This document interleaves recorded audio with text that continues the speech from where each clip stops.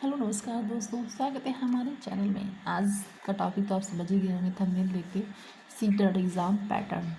तो किस तरीके से सीटेट की परीक्षा पास करें बिना पढ़ाई के, ठीक है। बिना पढ़े का मतलब ये नहीं है कि आपने कभी पढ़ा नहीं है, आपने बीएड किया है, बीटीसी किया है, तब तो आपने पढ़ाई की है। हाँ, हो सकता है जब अभी इस वक्त आप ना पढ़ पा रहे हो फिर भी आप पास कर सकते हो। उसके लिए मैं कुछ फार्मूले आपको बताऊंगी, टिप्स बताऊंगी किस तरीके से आपको पढ़ना है, जिससे आपका एग्ज़ाम बहुत अच्छा होगा और आप क्वालिफाई भी अच्छे नंबर से करोगे। सबसे पहले हमने तो देख ही लिया आपने, तो हमें किस टॉपिक पे बात करना है। मेरा टॉपिक है आज का सीटेट एग्ज़ाम कैसे क्लियर करें, ठीक है। CTET exam 2022। तो आपको उसमें से मैं सिर्फ तीन बातें बताऊंगी, जिन्हें आप बहुत अच्छे से याद रखिएगा, आपका एग्ज़ाम बहुत अच्छा होगा। सबसे पहला हमारा इस टॉपिक पे हम बात करेंगे कि बिना पढ़े कैसे एग्ज़ाम दें, ठीक है। मतलब नहीं पढ़ा, उतनी अच्छे से प्रिपरेशन नहीं हुई है, इसका मतलब ये नहीं होता कि बिना पढ़े का मतलब कि आपने कुछ भी नहीं पढ़ा, ठीक है। कैसे एग्ज़ाम दें, ठीक है। दूसरी हम इस पे बात करेंगे क्या फार्मूले अपनाएं पेपर को सॉल्व करने में, कौन से फार्मूले अपनाएं जिससे आपका पेपर बहुत अच्छा जाए।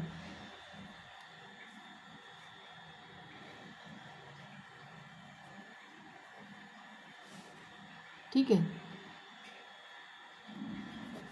क्योंकि कभी कभी ऐसा होता है आपको आता बहुत कुछ है लेकिन आपको पेपर सॉल्व करने का तरीका नहीं पता होता है, जिससे क्या होता है हमारा एग्ज़ाम उतना अच्छा नहीं होता जितना हमें आने के बाद भी।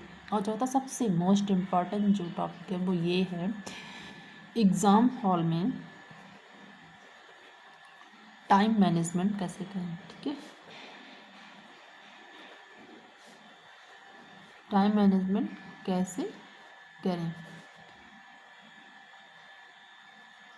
सबसे पहले तो हम बात आज करेंगे बिना पढ़े कैसे एग्ज़ाम दें। तो उसमें ये है, जैसे कि क्वेश्चन आते हैं, ठीक है, आपने कुछ नहीं पढ़ा तो आपको कोई टेंशन नहीं है कि होगा कि नहीं होगा, बस दे रहे हो जाएगा तो बहुत अच्छी बात है, नहीं होगा तो नहीं पढ़ा है, यही तो सोचने जाते हैं एग्ज़ाम देने।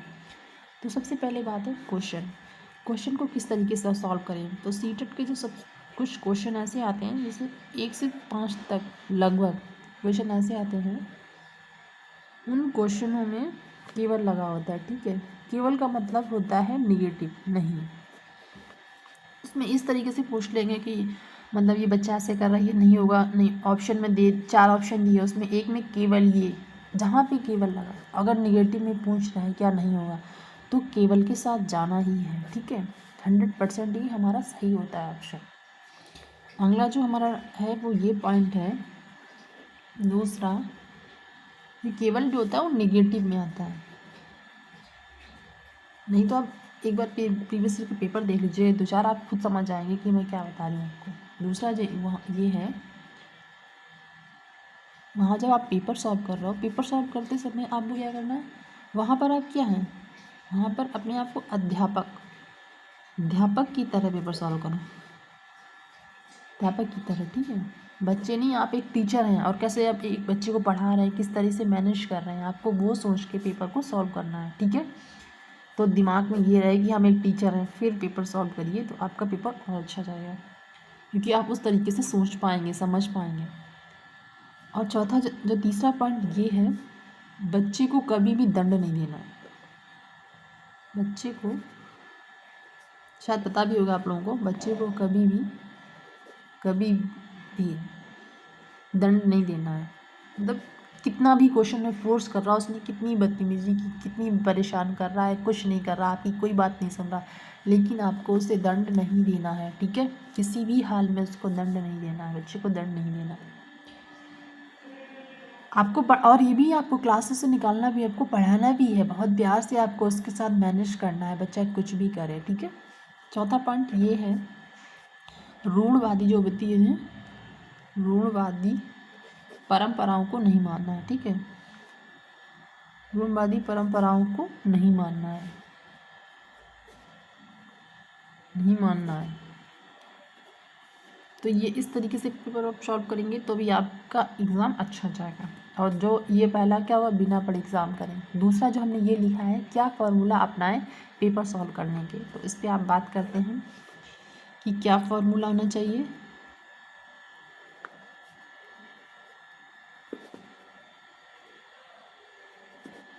सबसे पहले फॉर्मूले भी आते हैं। और हाँ, इसमें एक पॉइंट और है, इसमें आप लिंग भेद भी नहीं करना, ठीक है। लिंग भेद का मतलब लड़के लड़कियों में जो भेद होता है मेल फीमेल में, वो बिल्कुल आपको नहीं करना है, क्योंकि सब बराबर है बच्चे हमारे लिए, तो ये भी आपको नहीं करना है।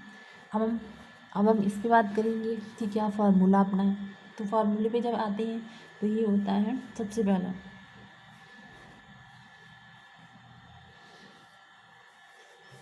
पेपर सॉल्व करने के दो तरीके। एक पोर्शन ऐसा हो गया जो आपको बहुत अच्छे से आता है, ठीक है। 3 बहुत अच्छे से आता है, बहुत अच्छा है। एक है मतलब हाँ थोड़ा बहुत आता है, कम अच्छा है, कुछ ऐसा है कि आता ही नहीं है, ठीक है। तो आपको क्या करना है, सबसे पहले जो अच्छे से आता है आपको उसको करना है। जिसको करेंगे आप सबसे पहले आप उसको सॉल्व करेंगे जो आपको अच्छे से आता है। और हाँ, एक चीज़ मतलब मैंने पेपर सॉल्व किया है, जो मैंने कॉलेज किया है, तो मैंने एक चीज़ नोटिस की है, अगर आप पहले मैथ सॉल्व करने लगोगे ना तो आपका पेपर अच्छा होगा ही नहीं 100%, क्योंकि मैथ कितना भी अच्छा हो उसमें टाइम चाहिए होता है। और वही चीज़ है, अगर आपने उसमें सारा टाइम दे दिया तो फिर आप पेपर कैसे सॉल्व करोगे। सबसे पहले कहा था सॉल्व मैथ को सबसे लास्ट में सॉल्व करना है। क्या करना है, मैथ को क्या करना है, मैथ है जो हमारा मैथ का पोर्शन है ना, मैथ का पोर्शन जो हमारा है उसको सबसे लास्ट में करना है, ठीक है। लास्ट में सॉल्व करना है। सबसे पहले क्या करना है, जो जो हमें आता है, ठीक है। जैसे और सारे क्वेश्चन आप एक साथ भी सॉल्व कर सकते हो, चारों पोर्शन, जैसे हिंदी है, इंग्लिश होगा जो भी, या संस्कृत जो भी लेंगे, और साइकोलॉजी हो जाएगा, हिंदी इंग्लिश और इन्वायरमेंट, ठीक है। यहाँ से स्टार्ट होगा तो इन सबको सॉल्व करते जाना है। और उसमें क्या करना है, जैसे कि आपको जो जो जो आ रहा है, जो आता जा रहा है करते जा रहे हैं, जो नहीं आता उसमें ऐसे गोला लगाते जा रहे हैं, स्टार बनाते जा रहे हैं, कुछ भी करते जा रहे हैं। इसका मतलब क्या होगा, आपको पता रहेगा कि ये क्वेश्चन मैंने अभी नहीं किया, उसको बाद में करेंगे। ऐसे नहीं छोड़ना, उसमें ऐसे राउंड में ऐसे कुछ कर देना, क्वेश्चन में लगा देना, ठीक है। उसको बाद में करना, जो जो आ रहा है वो करते जाना है। इससे क्या होगा, आपका एग्ज़ाम बहुत अच्छा जाएगा। और चौथी बात, मैथ में क्या होता है, जो मैथ का क्या पूरा सीटेट के जितने भी पेपर होते हैं उसमें आपको प्रीवियस ईयर के कम से कम 5 ईयर के बैक के 5 ईयर के पेपर को सॉल्व करना है, ठीक है। कम से कम नहीं, आपके 10-12 क्वेश्चन वहीं से फंस जाएंगे वैसे। तो प्रीवियस ईयर के पेपर ज़रूर सॉल्व करें, क्योंकि सीटेट हमेशा पिछले कुछ ना कुछ क्वेश्चन रखता है। आपको विश्वास नहीं तो आप खुद देख लीजिएगा, इतना तो आप कर ही सकते हैं। एक तो ये पॉइंट हो गया। दूसरा पॉइंट ये है, मैथ में क्या होता है, मैथ जो सीटेट का पैटर्न होता है वो कभी चेंज नहीं हुआ, ठीक है। मैथ में जो आ रहे हैं वही टॉपिक आ रहे हैं। तो मैथ के जो क्वेश्चन होते हैं उसमें सिर्फ डिजिट चेंज करते हैं। ये क्या करते हैं, सिर्फ संख्या चेंज होती है, संख्या चेंज करते हैं, और क्वेश्चन वैसा ही होता है बिल्कुल। इसलिए क्या करना है, मैथ के 4-5 प्रैक्टिस सेट सॉल्व कर लीजिएगा। जिससे क्या होगा, आपको फार्मूले पता चल जाएंगे कि कौन सा फार्मूला किस क्वेश्चन पे लगना है। तो आपका मैथ अच्छे से तैयार हो जाएगा बहुत कम टाइम में। 2 घंटे में भी आप मैथ तैयार कर सकते हो इस तरीके से सीटेट के पेपर देने के लिए। क्योंकि 15 नंबर का तो सिर्फ मैथ आना है, 15 नंबर की तो पेडागोजी आएगी, वो तो आप कर ही लोगे ना समझ के, हो गया। और जो हमारा साइकोलॉजी का पेपर होता है उसमें पियाजे तो आना ही है। साइकोलॉजी के पेपर में पियाजे तो फेवरेट क्वेश्चन है, एक वाइगोत्स्की उनका क्वेश्चन है, उससे क्वेश्चन बनते ही हैं, किशोरावस्था से बनते ही हैं, और एक डेफिनेशन तो आनी ही है। डेफिनेशन नहीं तो डिटेल्स में वैसे पूछते हैं, तो पियाजे बड़ी किशोरावस्था टॉपिक जरूर पड़ेगा, उससे ज़रूर पूछते हैं। और ये जो हमारा वाइगोत्स्की है, इनके बारे में भी जरूर पूछते हैं। ये 2-4 टॉपिक हैं जिससे पूछते हैं, ठीक है। तो आपको ये पढ़ना ही पढ़ना है। फिर क्या हो गया, ये हो गया। अगला जो हमने टॉपिक रखा था वो ये रखा था कि एग्ज़ाम हॉल में टाइम कैसे मैनेजमेंट करें, ठीक है। एग्ज़ाम हॉल में टाइम मैनेजमेंट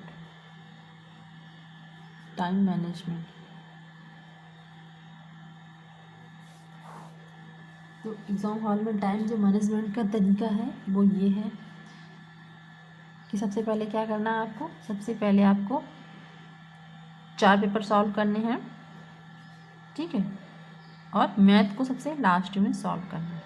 और दूसरा तरीका ये है, जैसे कि एक क्वेश्चन हम करते हैं, जैसे कि ये हमें क्वेश्चन आ रहा, मैंने इसको यहाँ पर टिक किया, तुरंत अपनी सीट में, ओबलिंग सीट में तुरंत उसको फिल करना। ये नहीं कि हम सारा सॉल्व करेंगे बाद में सीट में फिल करेंगे। अगर आप बाद में करोगे तो कभी कभी ऐसा होता है जल्दी जल्दी में टाइम लास्ट में कम बचता है, और हम क्या सोचते हैं सिर्फ दूसरे का पता चले कि दूसरा जो क्वेश्चन था उसका तीसरा ऑप्शन चाहिए था, हमने क्या उसमें चौथा फिल कर दिया, तो इससे क्या हुआ, 1 नंबर हमारा कट गया ना। तो ये गलती आपको बिल्कुल नहीं करनी है। ऐसे पहला क्वेश्चन किया, तुरंत उसका उसमें सीट में उसका आंसर किया, ऐसे करते आना, आंसर करते हैं, जो नहीं आ रहा उसमें गोले भरते जाना। इससे क्या होगा, इससे भी आपका टाइम बचेगा और आपका पेपर और अच्छा जाएगा। चौथा ये है, ये सब तो आपको करने ही हैं। अब आप ये सोच लीजिए, ठीक है, ये सोचिए कि प्रैक्टिस या पेपर सॉल्व करेंगे तो कम से कम 10 क्वेश्चन उससे आपको मिल जाएंगे, कम से कम, ठीक है। मैथ का अगर कर लेंगे तो फॉर्मूले बेस पे तो आपका मैथ अच्छा तैयार होगा, तो क्या है 2-4 नंबर आपके बोस में बढ़ जाएंगे। केवल वाले क्वेश्चन 2-4 पूछे ही जाते हैं, 2-3, तो वो बढ़ जाएंगे, कितने हो गए, 17 नंबर ही हो गए। अगर आपने टाइम मैनेजमेंट किया और इसमें 2-4 क्वेश्चन गलत होने के जो चांस होते हैं, अगर वो भी आपके राइट हो जाते हैं, तो 20-25 एक पोर्शन का तो आप यहीं से नंबर उठा ले रहे हो, सिर्फ अपनी गलतियों को बचा के। इस तरीके से अगर आप पेपर सॉल्व करोगे ना तो आपका पेपर बहुत अच्छा जाएगा। और आपकी सीटेट के बारे में कोई और इन्फॉर्मेशन चाहते हैं, कोई जानकारी कुछ, तो आप बताइए, क्या मैं आपको दूंगी, क्योंकि मैंने भी अपना पेपर निकाला है ऐसे ही। तो इन चीज़ों पे आपको बहुत ध्यान देना है। तो अगर आपको ये टॉपिक पे जो मैंने समझाया अच्छा लगे तो लाइक करें, शेयर करें, एक कमेंट ज़रूर दें अपना प्यारा सा, मुझे बहुत अच्छी एनर्जी देगा, मोटिवेट करेगा। Thank you, all the best. जिसका सीटेट का एग्ज़ाम है, अच्छे से पढ़िए, मस्त रहिए, खुश रहिए, स्वस्थ रहिए और खूब सारी मेहनत करिए, एग्ज़ाम बहुत अच्छा जाएगा। तो बाय बाय, इसी के साथ जय हिंद, जय भारत। और एक पॉइंट आपको ये याद रखना है, जिसमें ये दिया गया होता है आल, सभी सही है ना, सभी सही है, सभी सही दिए थे ना, उसमें आपको क्या करना है, उसमें आपको ये करना है जिसमें सभी सही दिए गए हैं, अगर आपको क्वेश्चन बिल्कुल भी नहीं आ रहा तो सभी सही के साथ जाना है, ठीक है।